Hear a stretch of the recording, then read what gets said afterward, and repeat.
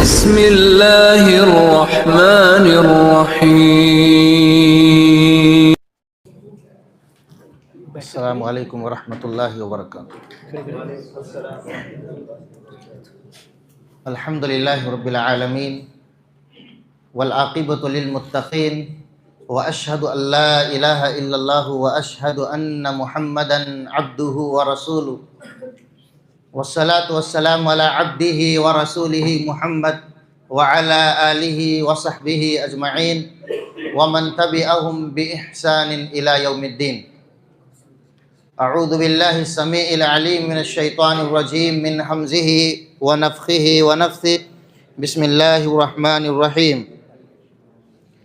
إن الله اشترى من المؤمنين أنفسهم وأموالهم بأن لهم الجنة۔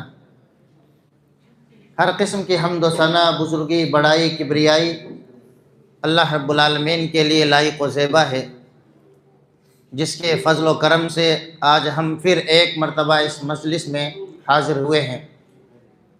بعدہ درود و سلام نازل ہو ہم سب کے آخری نبی محمد عربی صلی اللہ علیہ وسلم پر۔ اللہم صلی وسلم وبارک علی عبدک و رسولک محمد وعلی آلہ وصحبہ اجمعین۔ وقت بہت کم ہے اذان ہونے میں اور باتیں کچھ زیادہ ہیں۔ میں نے اپنے موضوع کو یعنی ٹاپک کو دو حصوں میں تقسیم کیا تھا۔ پہلا حصہ صحابہ کرام کی قربانیاں، رسول اللہ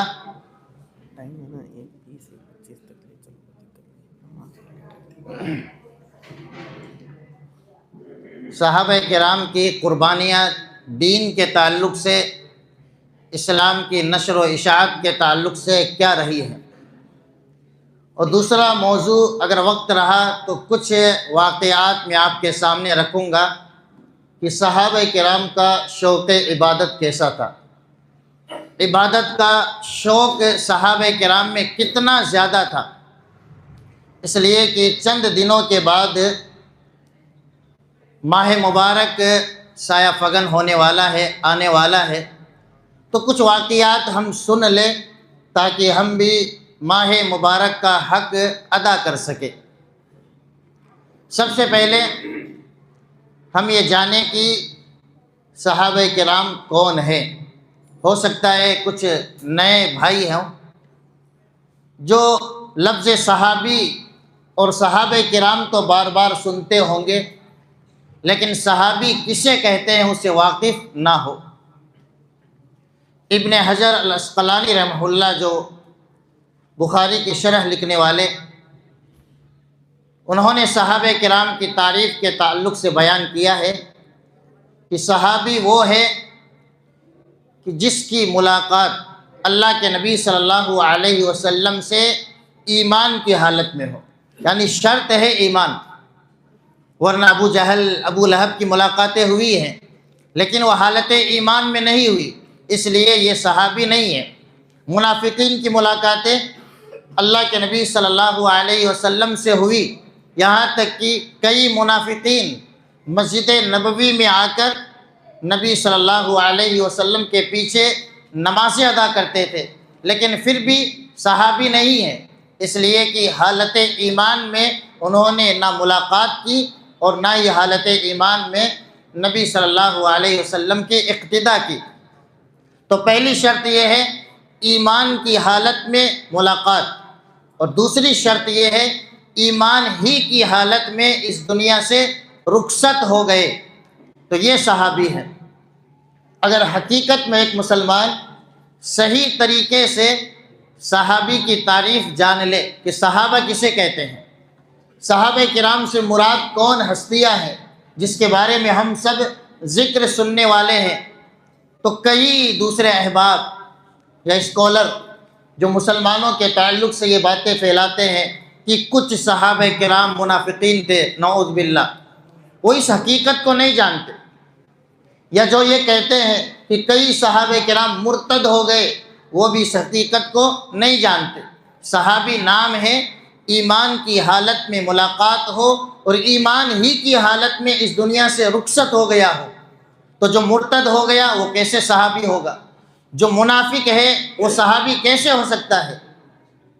اگر کسی حدیث میں لفظ صحابی یا صحابہ اللہ کے نبی صلی اللہ علیہ وسلم نے ذکر کیا ہے تو عام مفہوم کے تعلق سے، کیونکہ صحابی یا صحابہ کا جو معنی ہے وہ دوست اور ساتھی کے ہوا کرتے ہیں۔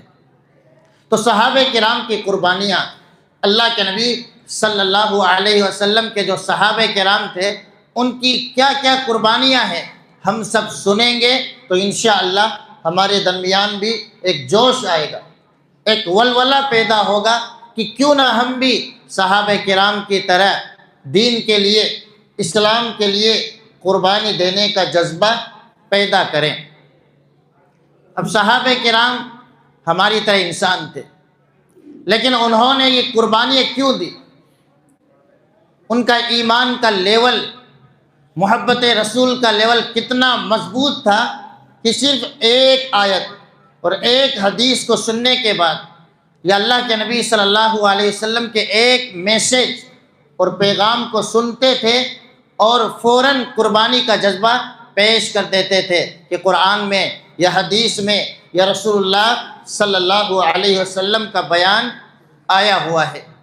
اس لیے کہ ان کے یہاں رب تھا، سب نہیں تھا۔ ان کی زندگی میں کیا تھا؟ رب تھا، کہ ہم یہ کام کس کے لیے کر رہے ہیں؟ رب کے لیے، سب کے لیے نہیں۔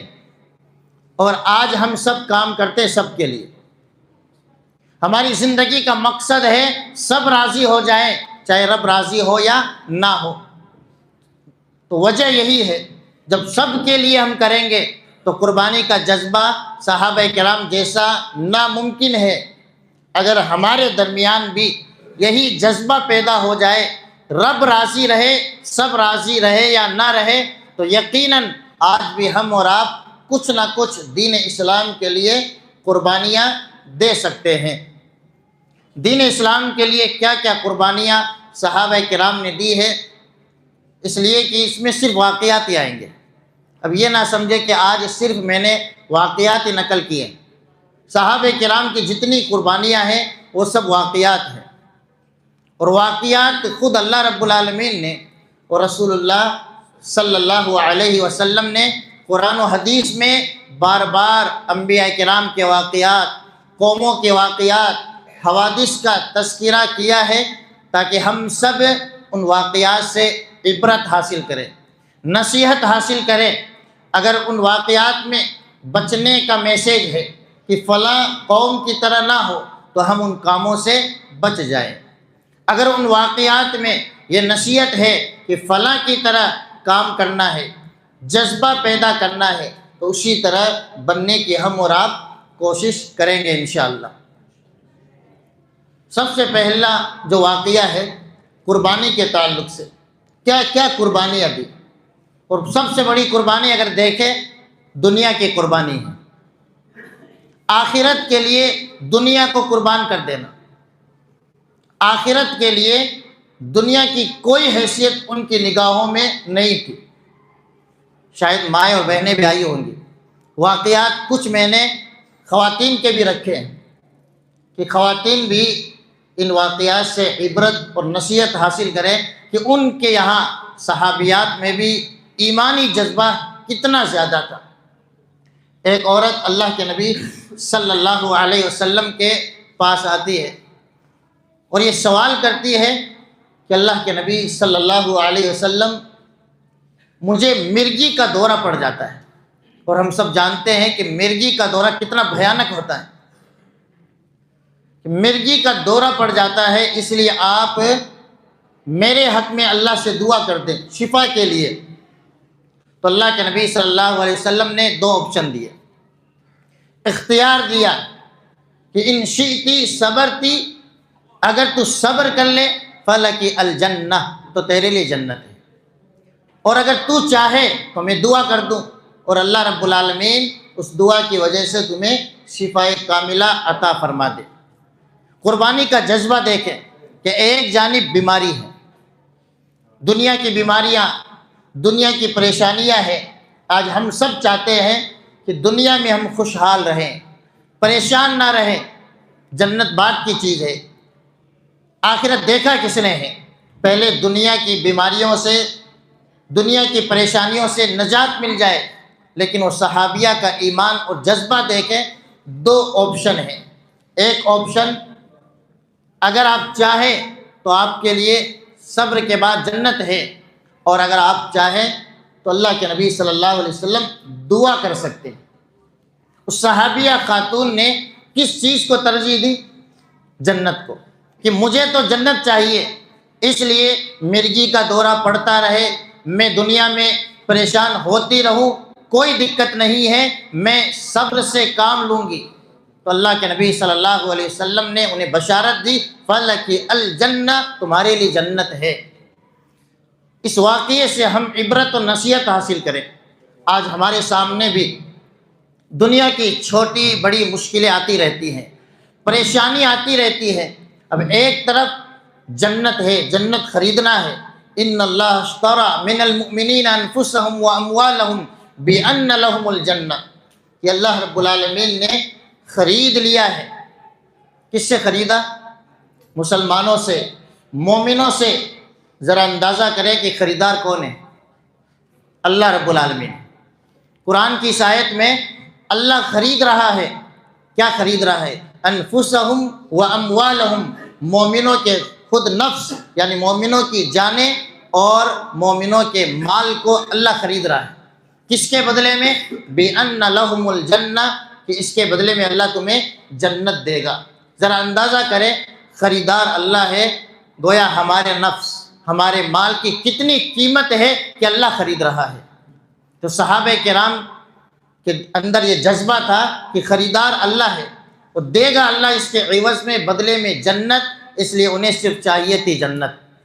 جنت کے لیے انہوں نے کتنی بڑی قربانی دی کہ اللہ کے نبی صلی اللہ علیہ وسلم، پریشانیاں ہیں، دکھ ہے، میں دکھ سہوں گی، پریشانیاں برداشت کرتی رہوں گی، لیکن مجھے جنت چاہیے۔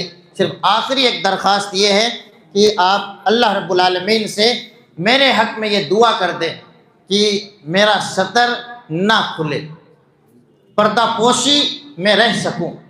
تو یہ ایک واقعہ نہیں ہے، اس واقعے میں نصیحتیں ہیں ہم مسلمانوں کے لیے، کہ جن مسلمانوں اور انسانوں کے تعلق سے اللہ رب العالمین نے فرمایا بل تؤثرون الحیات الدنیا والآخرۃ خیر وابقی، کہ تم حقیقت میں دنیاوی زندگی کو ترجیح دیتے ہو، دنیا میں کمانا، دنیا کے عیش و آرام، دنیا کی راحت کو ترجیح دیتے ہو، اور یہ بھول جاتے ہو والآخرۃ خیر وابقی، کہ آخرت اس کے مقابلے میں بہتر بھی ہے، وابقی، اور ہمیشہ باقی رہنے والی ہے۔ دنیا کی جتنی پریشانیاں، جتنی مصیبتیں آئے اور قربانی دینے کی باری آئے تو دنیا کو قربان کر دے آخرت کے مقابلے، دنیا کو قربان کر دے جنت کے مقابلے۔ یہ جذبہ لے کر کے اٹھیں گے انشاءاللہ، دنیا کی کوئی مصیبت، دنیا کی کوئی پریشانی آپ کے سامنے بڑی پریشانی نہیں ہوگی، اس لیے کہ آپ خوش ہو کر کے یہ کہیں گے بِأَنَّ لَهُمُ الْجَنَّةَ، اس کے بدلے میں اللہ مجھے جنت دینے والا ہے، رب کی رضامندی ملنے والی ہے، حاصل ہونے والی ہے۔ تو یہ صحابہ کرام کا جذبہ تھا۔ صحابہ کرام اپنی جان کی قربانی دینے کے لیے تیار ہیں۔ جذبہ آپ دیکھیں، ہر انسان کو اپنا نفس بڑا پیارا ہے۔ ماعز اسلمی، اسی طریقے سے ایک عورت ہے غامدیہ، دونوں کا واقعہ صحیح احادیث میں نقل کیا گیا ہے کہ ماعز اسلمی اور غامدیہ عورت دونوں سے انسان ہونے کی وجہ سے زنا سرزد ہو گیا۔ اللہ کے علاوہ کوئی نہیں جانتا، سچی توبہ کر سکتے تھے، عدالت تک، کورٹ تک معاملہ نہیں پہنچا، لیکن خود پہنچ جاتے ہیں، اللہ کے نبی صلی اللہ علیہ وسلم کے پاس حاضری دیتے ہیں اور کہتے ہیں کہ اللہ کے نبی صلی اللہ علیہ وسلم، میں نے فلاں فلاں غلط کام کر لیا ہے، اب آپ مجھے پاک کر دیجئے۔ اللہ کے نبی لوٹا دیتے ہیں، سنتے نہیں ہیں کہ شاید یہ خود ہی توبہ کر لے۔ دوبارہ سہ بارہ آتے ہیں، دائیں بائیں ہر طریقے سے کہ اللہ کے نبی مجھے تو آپ پاک کیجئے۔ اندازہ کریں ہم بھی تو گناہ کرتے ہیں، گناہوں میں لت پت ہیں، ان سے ایک گناہ کبیرہ سرزد ہو گیا، اس زمین پر چل رہے ہیں تو اتنا زیادہ احساس ہے کہ اس گناہ کے بوجھ کو لے کر اللہ کے سامنے کیسے حاضر ہوں گا، اللہ کو کیسے منہ دکھاؤں گا کہ اللہ میں نے فلاں کام کیا تھا دنیا میں۔ تو اس لیے نبی کے پاس بار بار حاضری دیتے ہیں کہ اللہ کے نبی پاک کر دیجئے۔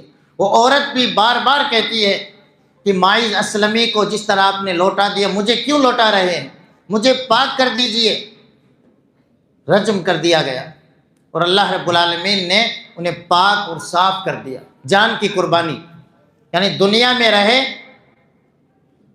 توبہ اور استغفار کے ساتھ اللہ رب العالمین کے حضور ایسا جذبہ لے کر کے گئے کہ کوئی گناہ ان پر نہ ہو، بلکہ احادیث میں آتا ہے کہ انہوں نے ایسی توبہ کی کہ اگر مدینہ کے 70 گھروں یا 70 آدمیوں پر اس توبہ کو تقسیم کر دیا جائے تو سب کو معاف کر دیا جائے۔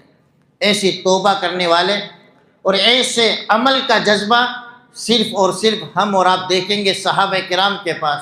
یہی وجہ ہے کہ اللہ رب العالمین بار بار صحابہ کرام کو تلقین کر رہا رضی اللہ عنہم ورضوا عنہ، کہ اللہ ان سے راضی اور یہ اللہ سے راضی ہے۔ جب تک ہم اللہ سے راضی نہیں ہوں گے حقیقت میں یہ جذبہ قربانی کبھی ہمارے درمیان آ ہی نہیں سکتا ہے۔ ڈیڈوانہ کے ورکشاپ میں نے بتایا تھا 3 چیزوں سے رضامندی کے تعلق سے، رضیت باللہ ربا وبالاسلام دینا وبمحمد النبی وجبت لہ الجنہ، کہ آپ ان 3 چیزوں سے راضی ہو جائیں، اللہ سے، آخری پیغمبر سے، دین اسلام سے راضی ہو جائیں گے تو آپ کے لیے جنت ہے۔ صحابہ کرام اللہ سے بھی راضی، خود اللہ نے گارنٹی دی رضی اللہ عنہم ورضوا عنہ، کہ صحابہ کرام اللہ سے راضی ہیں اور اللہ ان سے راضی ہے۔ ہم اور آپ راضی کیسے ہوں گے اللہ سے؟ حقیقت میں ہم اللہ کی حقیقت کو نہیں جانتے، ہم رسول کی حقیقت کو نہیں جانتے، دین اسلام کی حقیقت کو نہیں جانتے، تو ہم اور آپ راضی کیسے ہوں گے اللہ سے؟ آج حقیقت میں صحیح معنوں میں ہم اللہ سے راضی نہیں ہیں، اللہ کے فیصلوں سے راضی نہیں ہیں۔ صحابہ کرام اللہ کو جانتے تھے، اللہ کو پہچانتے تھے، دین اسلام کو جانتے تھے تو اللہ سے راضی تھے، اللہ کے لیے، دین کے لیے جان کی، مال کی، تن من دھن کی قربانی دینے کے لیے تیار تھے، اس لیے کہ وہ جانتے تھے کس کے لیے ہم قربانی دے رہے ہیں۔ آج ہمیں وہ احساس نہیں ہے کہ ہم وقت کی قربانی دیں تو کس کے لیے، تن من دھن کی قربانی دیں تو کس کے لیے؟ اللہ کے لیے۔ اللہ کی عظمت کو نہیں جانتے، دین اسلام کے لیے دین اسلام کی عظمت کو بھی ہم اور آپ پہچانتے نہیں ہیں۔ اس لیے ہم اور آپ سب سے پہلے ماہ مبارک ماہ رمضان آنے والا ہے، ان تینوں حقیقتوں کو، اللہ کی معرفت، رسول کی معرفت اور دین اسلام کی معرفت، اس مہینے میں ٹارگیٹ بنا لے۔ قرآن، دوسری عبادتیں تو کرنی ہی ہیں، اس ماہ مبارک میں زیادہ سے زیادہ پہچاننا ہے اللہ کون ہے، اللہ کی عظمت کیا ہے، اللہ کی معرفت کیسے حاصل کرے۔ 1 مہینے کے بعد انشاءاللہ اللہ کو جاننے کے بعد، رسول کی عظمت کو پہچاننے کے بعد، دین اسلام کی حقانیت کو جاننے کے بعد ایسا جذبہ پیدا ہوگا کہ یقین مانیں کہ جو تقوی ہم اور آپ حاصل کریں گے ماہ مبارک میں لعلکم تتقون، تو باقی 11 مہینوں میں وہی جذبہ، وہی قوت اور وہی طاقت باقی رہے گی۔ صحیح معنوں میں ان تینوں حقیقتوں کو ہم اور آپ جان لیں۔ ایک اور قربانی، سلمان فارسی کا واقعہ آپ کو پڑھنا چاہیے۔ سلمان فارسی رضی اللہ عنہ اسلام لانے کی حقیقت، کن کن مراحل سے گزر کر وہ اسلام میں داخل ہوئے۔ حق کو جاننے کے لیے ایک راہب کے پاس جاتے ہیں، جب اس کے انتقال کا وقت قریب آ گیا تو اس سے کہتے ہیں کسی اور کے بارے میں بتلائیے جو دنیا میں حق پر ہو تاکہ میں اس کے پاس جا سکوں۔ ایک دوسرے راہب کو بتاتے ہیں اس کا انتقال، پھر تیسرے راہب اور عالم کو بتاتے ہیں اس کا انتقال، پھر جب آخری کا انتقال ہونے لگا تو اس نے کچھ نشانیاں بتائی کہ فلاں جگہ نبی کا ظہور ہونے والا ہے، فلاں فلاں نشانیاں ہیں۔ تو اس طرح کرتے کرتے آخر میں ڈھونڈتے تلاش کرتے ہوئے کہاں پہنچے؟ اللہ کے نبی صلی اللہ علیہ وسلم کے حضور۔ تو یہ ہدایت کے لیے قربانیاں ہیں، ہدایت کے لیے گھر بار چھوڑ دیا، ہدایت حاصل کرنے کے لیے، نعمت ہدایت کے لیے سب کچھ قربان کر دیا۔ رات کی نیندیں قربان تھی، کیوں؟ اس لیے کہ صرف ہدایت مل جائے۔ آج ہم یہاں بیٹھے ہوئے ہیں، ہمیں احساس نہیں ہے کہ ہدایت کتنی بڑی نعمت ہے، اتنی بڑی نعمت ہے ہدایت کہ اللہ رب العالمین ہر نماز میں سکھلا رہا ہے اہدنا الصراط المستقیم، کہ اللہ سیدھے راستے کی ہم سب کو ہدایت دے دے۔ مانگتے روزانہ ہے، کئی مرتبہ مانگتے ہیں، لیکن اللہ رب العالمین کے سامنے وہ احساس ہی پیدا نہیں ہوتا کہ ہدایت کیا ہے۔ آپ دیکھیں کئی غیر مسلم جو ریسرچ کر کے تلاش کر کے ہدایت کے قریب آتے ہیں، قرآن کے قریب آتے ہیں، آپ ان کی زندگی میں دیکھیں گے کہ صحابہ کرام جیسا قربانی کا جذبہ ان میں پایا جاتا ہے، اس لیے کہ انہوں نے ہدایت کے لیے ہر چیز کو قربان کر دیا۔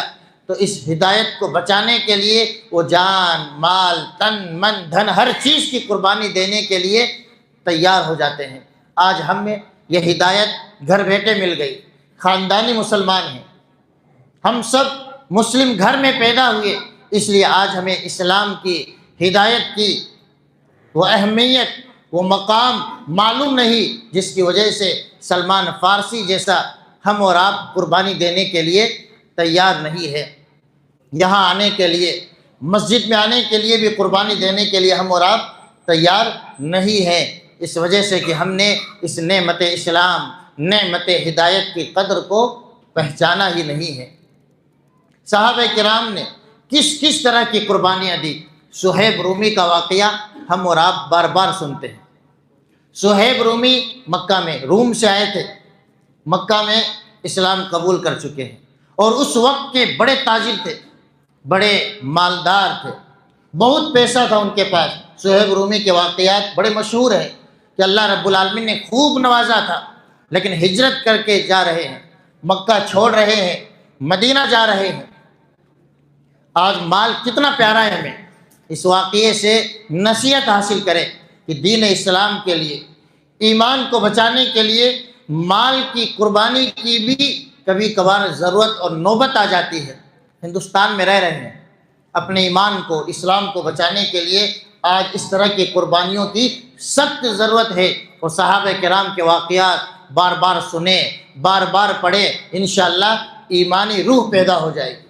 اور ان تمام واقعات کو جو ہندوستان کے پس منظر میں یا پھر دنیا کے پس منظر میں ہمارے سامنے آ رہے ہیں، انشاءاللہ ہم اور آپ آسانی کے ساتھ ان تمام چیزوں کی قربانی دیں گے، لیکن کبھی ایمان کا سودا نہیں کریں گے۔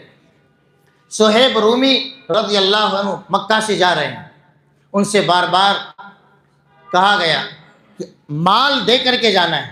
یہ مال آپ نے کہاں سے کمایا؟ مکہ سے، مکہ والوں سے کمایا ہے۔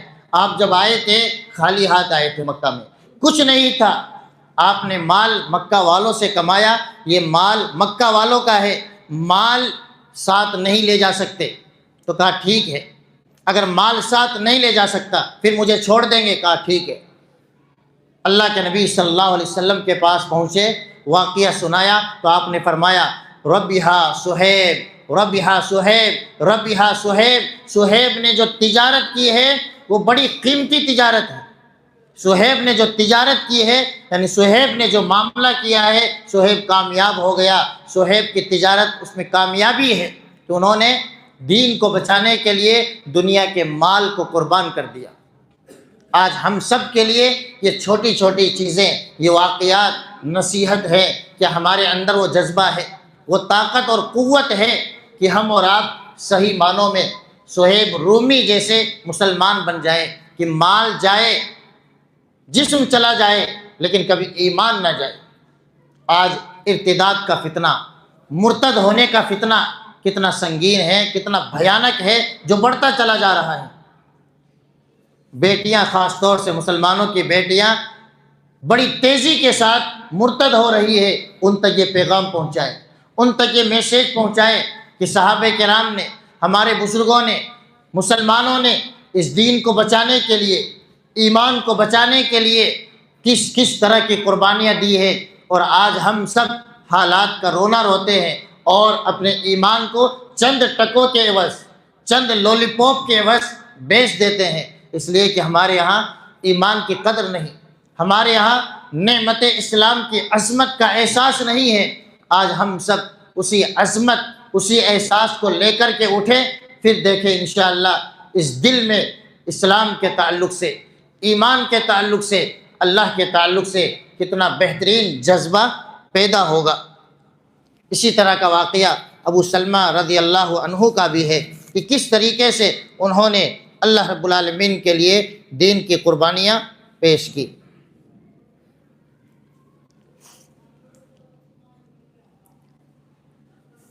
مال کی قربانی کے تعلق سے کہ ہم اور آپ بار بار واقعات سنتے ہیں۔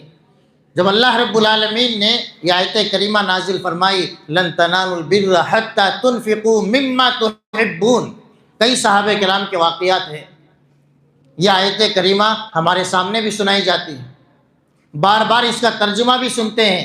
کیا وہ جذبہ ہمارے درمیان ہے جو ابو طلحہ رضی اللہ عنہ کے درمیان تھا؟ ان کے پاس وہ جذبہ تھا۔ کیا جذبہ تھا؟ انہوں نے جب اس آیت کریمہ کو سنا لن تنالوا البر حتی تنفقوا مما تحبون، کہ حقیقت میں نیکی اس وقت تک تم پا نہیں سکتے ہو، نیکی کی حقیقت تک پہنچ نہیں سکتے ہو یہاں تک کہ اپنی محبوب چیز کو اللہ کے لیے خرچ کر دو۔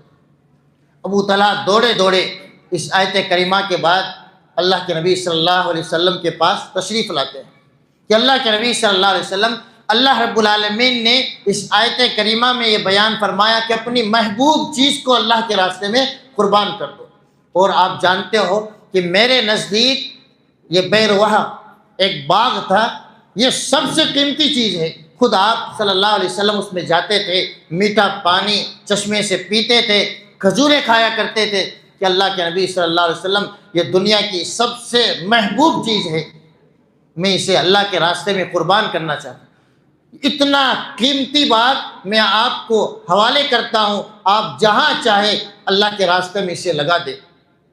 اللہ کے نبی صلی اللہ علیہ وسلم نے بعد میں انہیں فرمایا کہ آپ اس کو اپنے رشتہ داروں میں تقسیم کر دو اللہ کے لیے۔ انہوں نے پورا باغ اللہ کے لیے رشتہ داروں میں تقسیم کر دیا۔ آج یہ آیت کریمہ، اس طرح کے واقعات ہم بھی سنتے ہیں۔ مال کی قربانی دینے کی باری آتی ہے ہم اور آپ اللہ کے گھروں کے لیے، مسجدوں کے لیے، اس طرح کے پروگراموں کے لیے یا دین کے اور کاموں کے لیے ہم اور آپ حقیقت میں بڑے ہی بخیل واقع ہوئے ہیں۔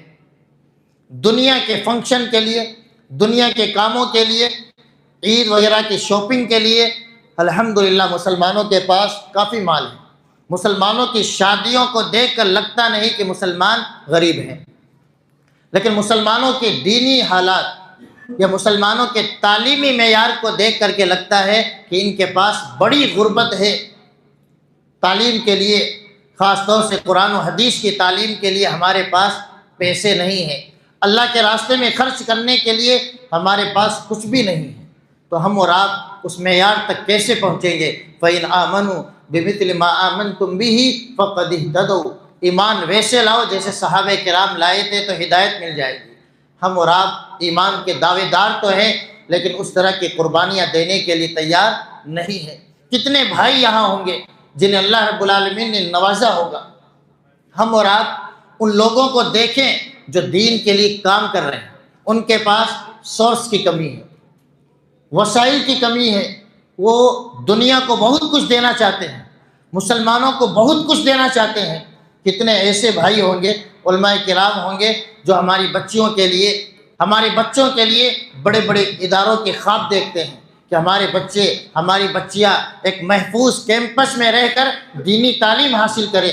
اگر اللہ نے نوازا ہے تو ایسے لوگوں کو ڈھونڈے، تلاش کریں۔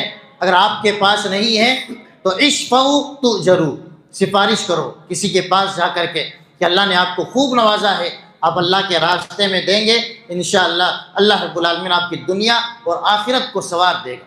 یہاں بیٹھے ہوئے جتنے حاضرین ہیں، سامعین اور سامعات ہیں، ہمارے نزدیک کوئی نہ کوئی چیز بڑی محبوب ہوگی.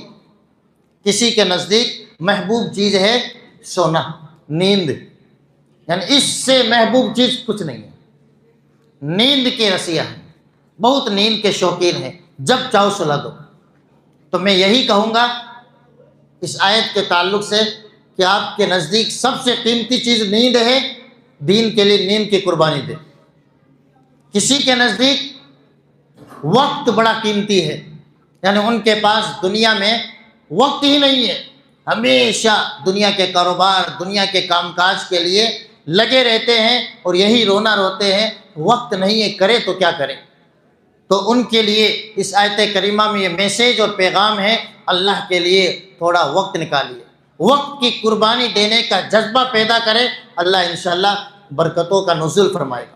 کسی کے یہاں اولاد کی محبت سب سے زیادہ ہے، اولاد کے لیے دنیا سے لڑ سکتے ہیں، دنیا کو قربان کر سکتے ہیں. کچھ محبتیں اللہ دل میں ڈال دیتا ہے، اللہ آزماتا ہے اس محبت کے ذریعے کہ بندہ میری محبت، اولاد کی محبت، میری محبت، مال کی محبت، میری محبت اور جسمانی راحت کی محبت، ان دونوں محبتوں میں سے قربان کس کو کرتا ہے؟ ہم اور آپ اللہ کی محبت، رسول کی محبت کو قربان کر دیتے ہیں اور دنیا کی جتنی محبتیں ہیں اس کو قربان کرنے کے لیے تیار نہیں ہے. تو لن تنالوا البر حتى تنفقوا مما تحبون. اس آیت کریمہ کی روشنی میں ہم سب آج یہ تہیہ کر کے اٹھیں، عزم اور حوصلے کے ساتھ اٹھیں کہ میرے نزدیک جو چیز سب سے محبوب ہے اس کی آج سے انشاءاللہ قربانی دوں گا. پھر آپ دیکھیں کہ اللہ رب العالمین کیسے راضی ہوتا ہے. پھر اللہ رب العالمین وعدہ کرتا ہے بِأَنَّ لَهُمُ الْجَنَّةَ، کہ ایسے لوگوں کے لیے جنت کا وعدہ ہے. آج کی قربانیوں کے تعلق سے بات چل گئی کہ ہم اور آپ کتنی قربانی دیتے ہیں. کتنے بھائی تو ایسے ہوں گے پہلے دیکھتے ہیں لائیو پروگرام آئے گا چلو گھر سے سن لیں گے، یعنی لائیو پروگرام ریکارڈ ہوگا بعد میں سن لیں گے، یعنی قربانی دینے کے لیے تیار نہیں ہے کہ اتنا اہم میسیج، اتنا اہم پیغام اور اتنا اہم پروگرام اللہ کے گھر میں منعقد ہو رہا ہے، یہاں بیٹھنا بھی ثواب ہے. یہاں سے اللہ رب العالمین کتنے پروانے دے گا، بخشش کے پروانے، جنت کے پروانے، لیکن سوچتے ہیں کہ گھر پہ بیٹھ کر لائیو سن لیں گے، یعنی اتنی قربانی دینے کے لیے بھی تیار نہیں ہے. تو اگر ہم اور آپ صحیح معنوں میں قربانی نہیں دیں گے تو یقین جانے کبھی بھی ہم اور آپ کامیاب نہیں ہو سکتے ہیں. صحابہ کرام کی قربانیوں کے تعلق سے باتیں چل رہی ہیں، میں اپنے موضوع کو سمیٹنے کی کوشش کروں گا.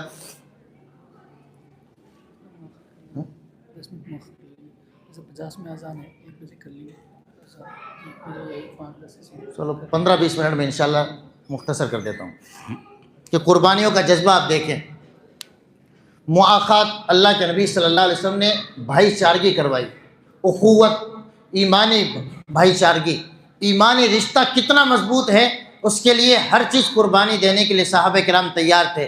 آج ہم اپنے بھائی کے لیے کتنی قربانی دیتے ہیں، اپنے ایمانی بھائی کے لیے ہم کتنے تڑپتے ہیں. 2 صحابہ کرام میں اللہ کے نبی صلی اللہ علیہ وسلم نے عبد الرحمن بن عوف اور دوسرے صحابی میں آپ نے مواخات کروا دیا جب مکہ سے مدینہ گئے. یہ دونوں بھائی ہیں، ایک ساتھ رہیں گے. عبد الرحمن بن عوف کے جو بھائی بنائے گئے تھے ایمانی بھائی، وہ آ کر کے کہتے ہیں 2 بیویاں ہیں، دونوں میں سے جو پسند آئے اس کو طلاق دیتا ہوں، عدت کے بعد شادی کر لینا. میرے پاس 2 کمرے ہیں، 2 گھر ہیں، ایک آپ کو دیتا ہوں، ایک میرے لیے ہے. ایمانی اخوت، بھائی چارگی آپ دیکھیں، جذبہ قربانی کا دیکھیں، ہر چیز قربان کر رہے ہیں. بیوی کی محبت قربان، مال قربان کر رہے ہیں اور کہہ رہے ہیں جتنا مال اللہ نے دیا ہے اس میں سے آدھا تمہیں دیتا ہوں، آدھا میں رکھ لیتا ہوں. لیکن وہ صحابہ کرام بھی لالچی نہیں تھے، کہتے ہیں اللہ آپ کے مال میں، کاروبار میں، بیوی میں برکتوں کا نزول فرمائے، مجھے تو آپ صرف مدینہ کے بازار کا راستہ بتا دیجئے تاکہ میں تجارت کر سکوں. تو دونوں صحابہ کرام میں قربانی کا جذبہ دیکھیں. یہی جذبہ آج وقت کی ضرورت ہے. ہمارے کتنے بھائی ایسے ہوں گے جو پریشانیوں میں گھرے ہوئے ہیں، اگر ہم اور آپ ان کو اپنا ایمانی بھائی مانتے ہیں. سب سے بنیادی تعلق ہم اور آپ کا ہے تو ایمان کے تعلق سے. ایمانی بھائی اکثر ایسے ہوں گے جو رشتہ دار نہیں ہیں، لیکن ہم سب ایک دوسرے سے بار بار کیوں ملتے ہیں؟ ہم دونوں کا ایمانی تعلق ہے، ہم سب کا ایمانی رشتہ ہے، یہ اتنا مضبوط رشتہ ہو جائے کہ یقین مانے تمام رشتے قربان ہو سکتے ہیں ایمانی رشتے کے آگے۔ تو اس طرح کا جذبہ پیدا کرنے کی ضرورت ہے۔ صحابہ کرام میں جو بچے تھے ان کا جذبہ دیکھیں آپ، صحابہ کرام کے بچوں کا جذبہ۔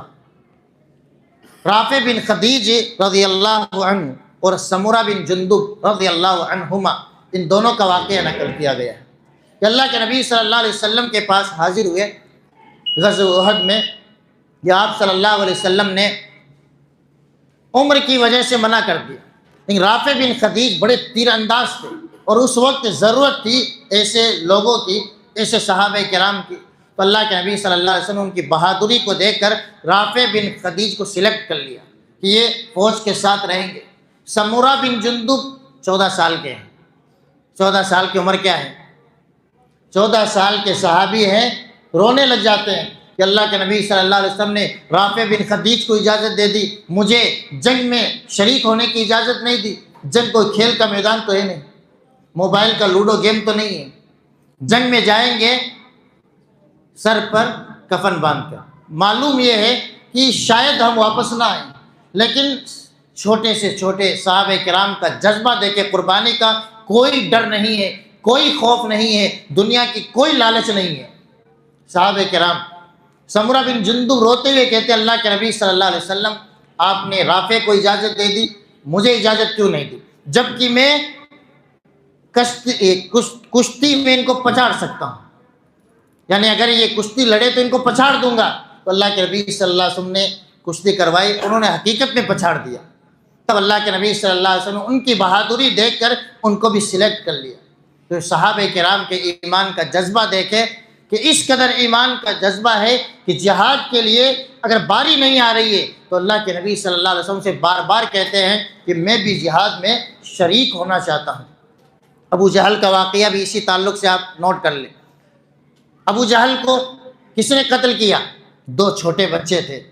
عبد الرحمن بن عوف کے پاس آ کر کے کہتے ہیں چچا جان ذرا یہ تو بتلائیں کہ ابو جہل کون ہے؟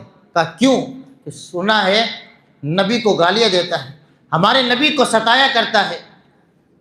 تو بعد میں جب اشارہ کیا کہ آنے والا جو گھوڑے پر آ رہا ہے یہی ابو جہل ہے، دونوں چھوٹے چھوٹے بچے بھائی جاتے ہیں اور ابو جہل کا سر قلم کر دیتے، یعنی خاتمہ کر دیتے ہیں۔ جذبہ دیکھے نبی صلی اللہ علیہ وسلم کے دفاع، آپ صلی اللہ علیہ وسلم کے حق کے دفاع کے لیے کس قدر تتپر ہیں، لڑنے کے لیے تیار ہیں۔ جو سرغنہ ہے، بہادر ہے، لیڈر ہے مشرکین کا، کفار کا، اس کے پاس کس طریقے کے جذبے کے ساتھ لپکتے ہیں، جاتے ہیں۔ آج اللہ کے نبی صلی اللہ علیہ وسلم، دین اسلام، خود اللہ رب العالمین کے تعلق سے کتنے شکوک و شبہات کی بوچھاڑیں کی جاتی ہیں، ہم اور آپ صرف دیکھتے رہتے ہیں۔ نہ اسلام کے دفاع کے لیے ہمارے پاس علم ہے، نہ وقت ہے اسلام کے دفاع کے لیے، نہ خود رسول اللہ صلی اللہ علیہ وسلم کی سنتوں کی دفاع کے لیے ہمارے پاس علم ہے۔ تو مسلمانوں، اللہ کے نبی صلی اللہ علیہ وسلم سے اگر سچی محبت ہے، اللہ کے نبی صلی اللہ علیہ وسلم سے سچی محبت ہے تو قربانی کا جذبہ پیدا کرے، یہی حقیقت میں ایمان کا تقاضا ہے۔ صحابہ کرام میں کس طریقے سے شوق تھا اور کس طرح کی قربانیاں تھیں، یہ شوق اور قربانی دونوں چیزوں کی مثالیں ہیں۔ وَيُؤْثِرُونَ عَلَىٰ أَنفُسِهِمْ وَلَوْ كَانَ بِهِمْ خَصَاصَةٌ۔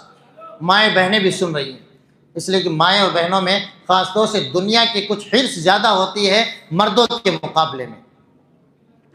ام سلیم کے واقعات پڑھے، مائیں اور بہنیں ام سلیم کے واقعات بار بار پڑھے، ایسی صحابیہ تھی، کتنی قربانیاں تھیں ان کی، کتنے واقعات ہیں۔ صرف ایک واقعہ نقل کروں گا ام سلیم کا۔ اللہ کے نبی صلی اللہ علیہ وسلم کے دربار میں ایک مہمان آیا، میزبانی کے لیے کچھ نہیں تھا، نہ آپ کے پاس تھا نہ آپ کی بیویوں کے پاس تھا۔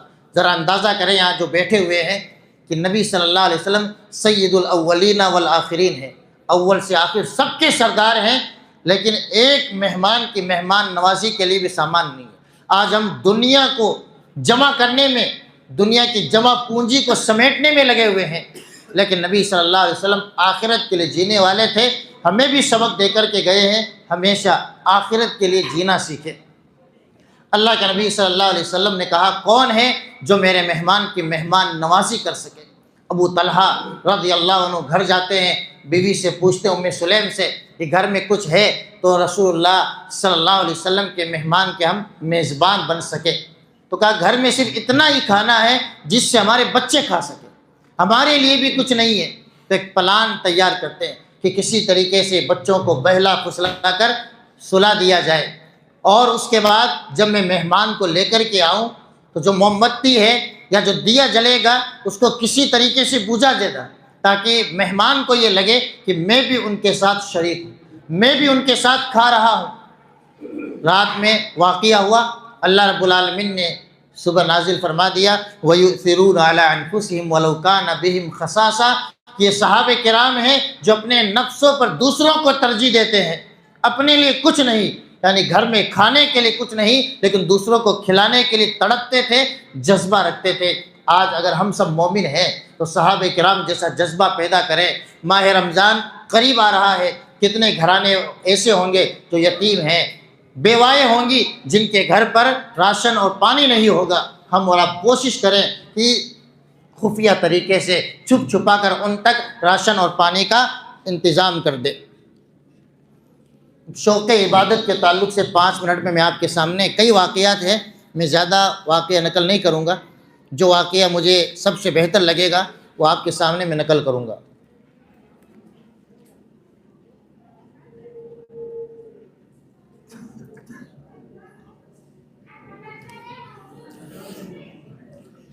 اللہ کے نبی صلی اللہ علیہ وسلم کے 2 صحابی تھے، بار بار اصل میں لوگ بھی تھک جائیں گے۔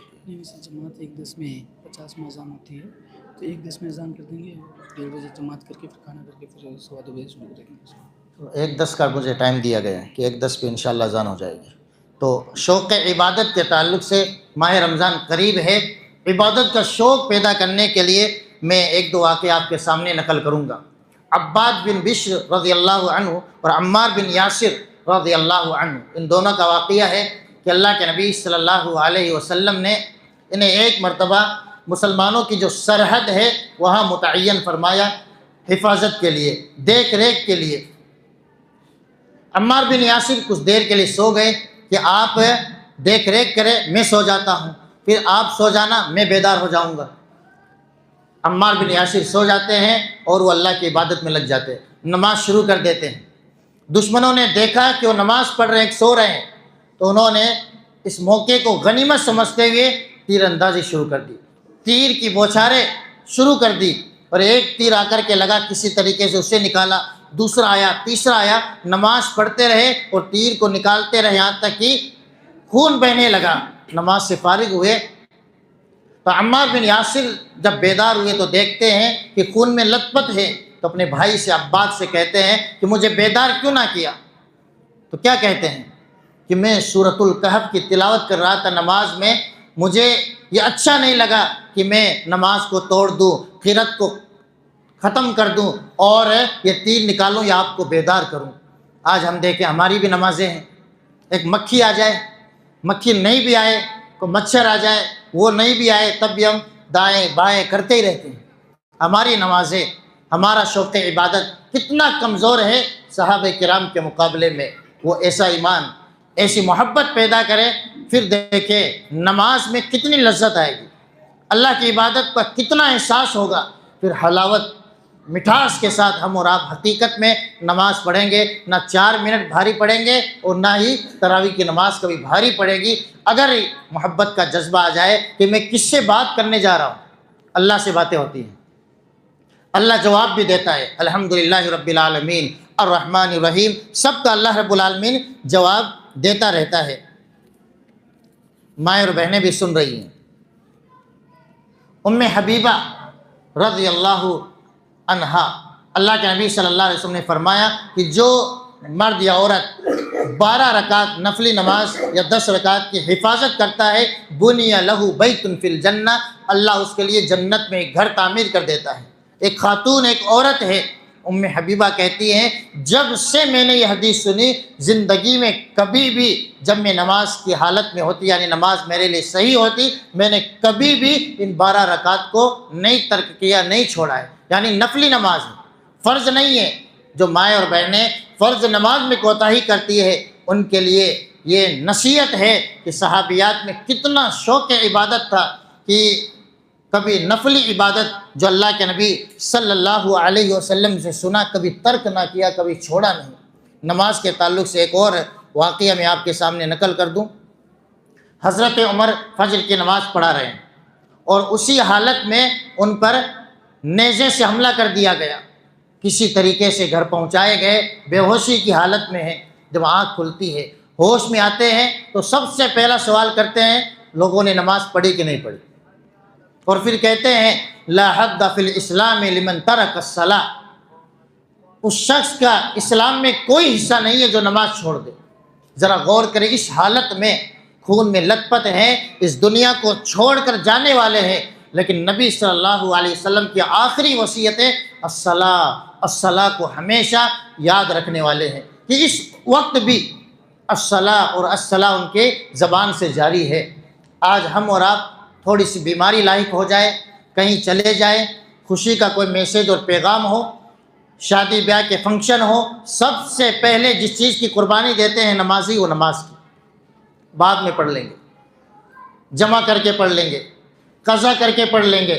لیکن صحابہ کرام کا جذبہ دیکھیں کہ ان کی زندگی میں نماز کی کتنی اہمیت تھی، اور نماز کے بنا نہ تو کامیابی ہے اور نہ ہی ایک مسلمان اپنا دعویٰ پیش کر سکتا ہے کہ میں حقیقت میں مسلمان ہوں۔ روزہ آ رہا ہے، روزے کے تعلق سے بھی صحابہ کرام کے ہاں کتنا جذبہ پایا جاتا تھا، یہاں تک کہ سفر کی حالت میں اللہ کے نبی صلی اللہ علیہ وسلم نے ایک صحابی کو دیکھا کہ کئی صحابہ کرام انہیں اپنے گھیرے میں لے کر کے سایہ دے رہے ہیں۔ آپ صلی اللہ علیہ وسلم نے پوچھا ماجرا کیا ہے، معاملہ کیا ہے؟ تو بیان کیا گیا کہ اللہ کے نبی صلی اللہ علیہ وسلم یہ روزے سے ہیں اور بہت تھک چکے ہیں، گرمی کی وجہ سے نڈھال ہو چکے ہیں۔ پھر آپ صلی اللہ علیہ وسلم نے فرمایا لیس من البر الصوم فی السفر، یہ کوئی نیکی نہیں ہے کہ اپنے آپ کو تھکا کر اتنا زیادہ پریشان کر کے روزہ رکھے سفر میں۔ تو گویا صحابہ کرام کے یہاں شوق عبادت اتنا زیادہ تھا کہ نڈھال ہو جاتے تھے، پریشان ہو جاتے تھے، اور سفر میں رخصت بھی ہے، اللہ کی جانب سے چھوٹ بھی ہے، لیکن اس کے باوجود بھی مشقت برداشت کرتے ہیں اللہ کے لیے تاکہ روزہ رکھ سکے۔ ہم اور آپ رخصت تلاش کرتے ہیں، کوئی نہ کوئی ایسی رخصت مل جائے کہ روزہ چھوڑ سکوں۔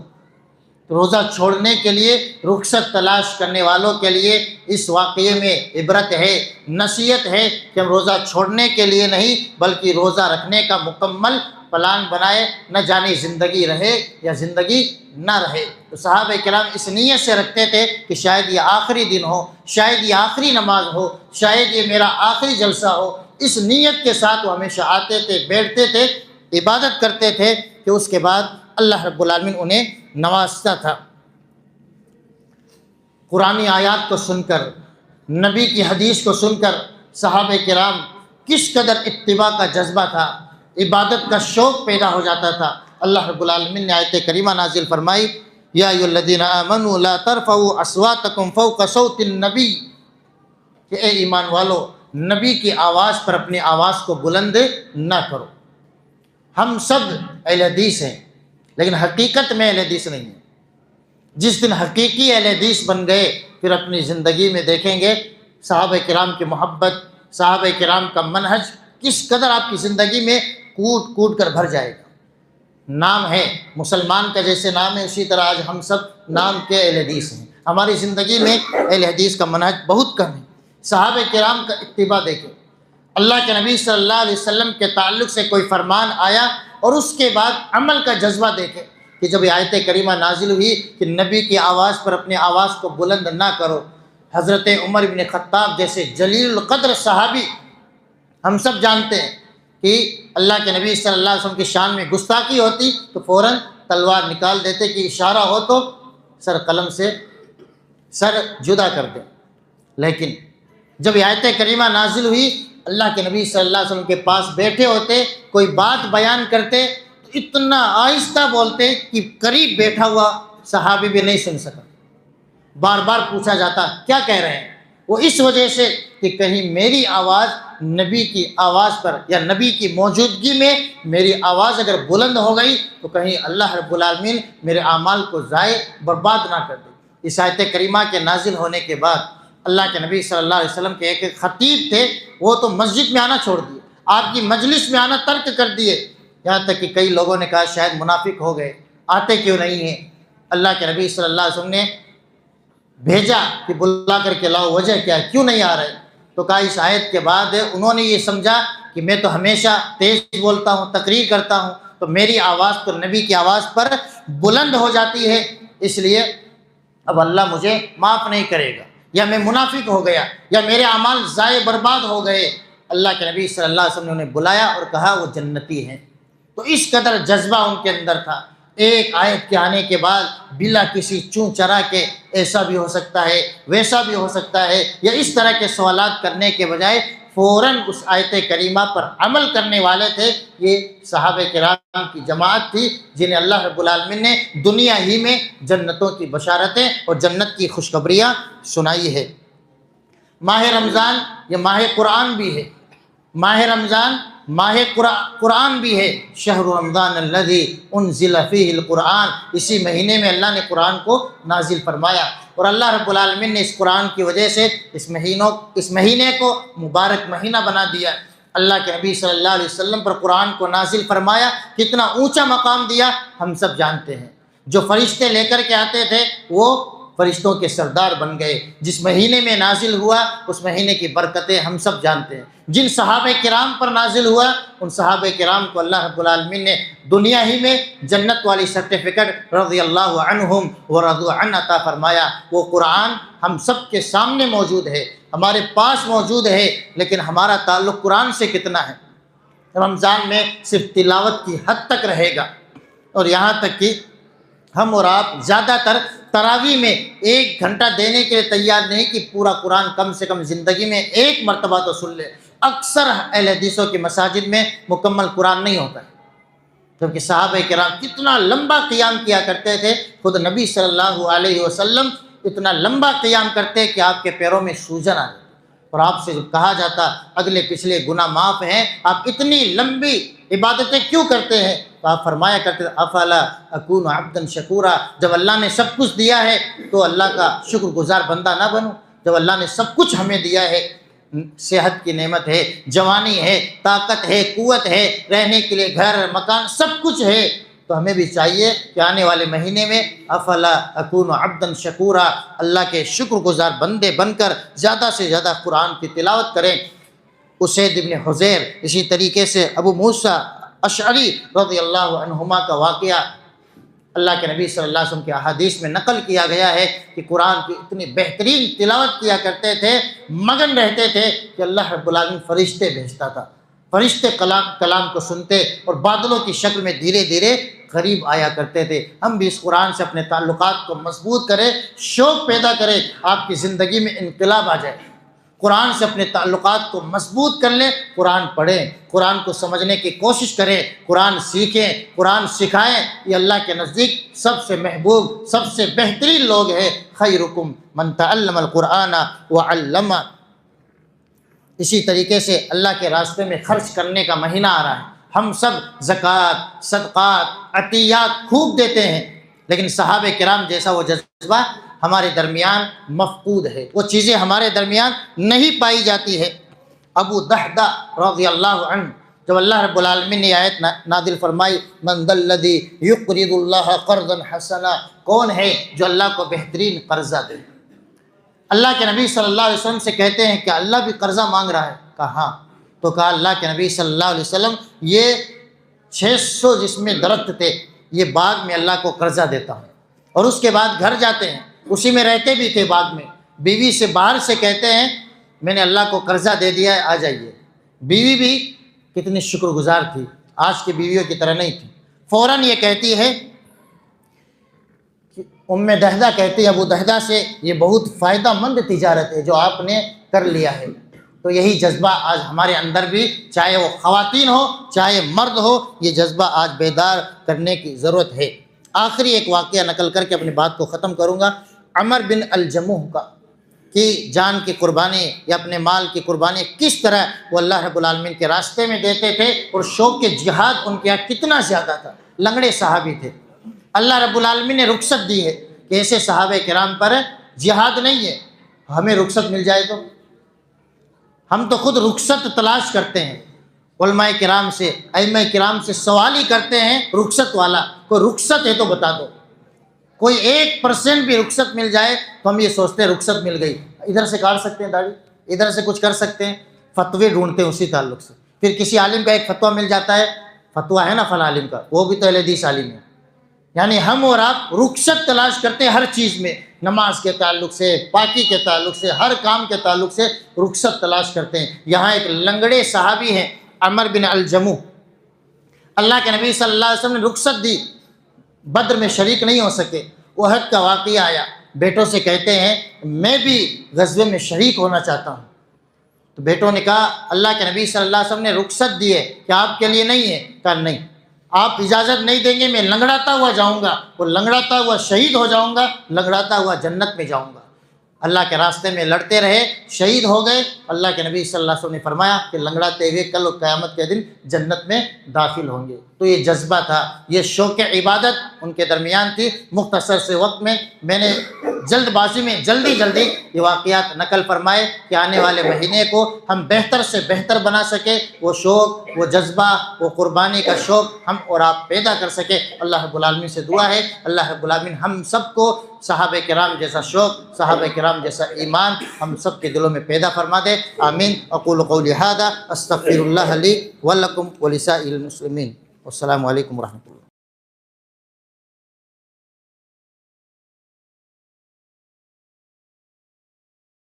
ایسے ہی فائدہ مند اور اسلامک ویڈیوز دیکھنے اور منہج سلف پر کتاب و سنت کی تعلیمات کو عام کرنے میں ویڈیو کو زیادہ سے زیادہ لوگوں تک شیئر کریں اور چینل کو سبسکرائب کرنا نہ بھولیں۔